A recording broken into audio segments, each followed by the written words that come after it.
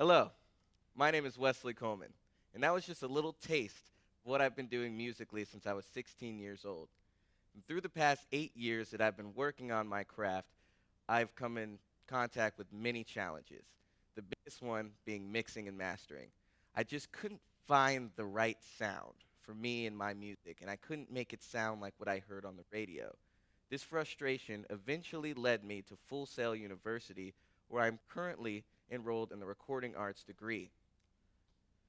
Upon graduation, I would like to eventually own my own studio and be able to work with talented artists and help them realize their vision like a studio back home did for me. This is going to take persistence, patience, determination, hard work, and most of all, passion. In order to work as a recording engineer, you know, I have to learn from others. And one of the people that I've learned from without even knowing is Mark Hensley, who is a re-recording engineer who does work on TV film. He also started in the realm of sound, but now he's worked on shows like Cosmos and Sons of Anarchy, most notably. This man started from a musical family just like myself and worked his way up to where now he's at the top. He's doing a very challenging job, inspiring to know that it can be done. Another person who really inspired me is Joey Sturgis. He started in bands. I've been in bands as well, so that already resonated with me. And he eventually found a knack for recording. He was just recording a demo with his band. I did the same thing, and let me tell you, it didn't go well. But for this guy, it went amazingly. He found out he had a talent, and he ran with it. And he went from recording with his band and his friends to now he's one of the biggest engineers in all of heavy metal. And him working with his friends and him having his own challenges but rising above them has been very inspiring. And makes me excited for my future. And to become a studio owner, obviously I have to know it in and out. So there's no better way to do that than to be a recording engineer myself. I mean, that's why I'm here.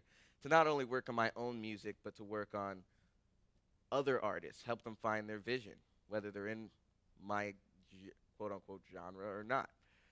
And this is going to take a lot of hard work. I'm going to have to start as a recording assistant, maybe even get an unpaid internship, but it will be worth it if it pays off in the long run, and I know it will. Eventually, throughout my journey, I'd like to reach the point of being a re-recording engineer to work on film. I've loved television, film since I was a small child, and it wasn't until recently I learned the amount of hard work that goes into making these pictures sound and look fantastic. This job of re-recording engineer is not easy. You got to clean up dialogue from often noisy sets and sometimes overdub and try to get that actor to capture the same magic that they did on set with all their peers. But I'm up for the challenge, and it's definitely a goal that I plan to put into action. After all that, maybe before, I'd like to dabble my hand in live as a front of house engineer. I think the breakneck speed, the pressure, and the get it right the first time mentality is something that could be very good for my mixes, my workflow, and it's something that, you wouldn't normally relate these things, but in the food industry, it was the same way. We had to work really, really fast. We had to get things done, and if people were going slow, you had to go around them or get them out. I think that could be really helpful, and it's something I'd be really interested in doing. So, I'm going to find a way to get there as well. All in all, the point I'm trying to get is that goals are goals for a reason. They shouldn't be goals that just sit on your bookshelf and never get taken down. Trink from Full Sail said that dreams are no good as just dreams.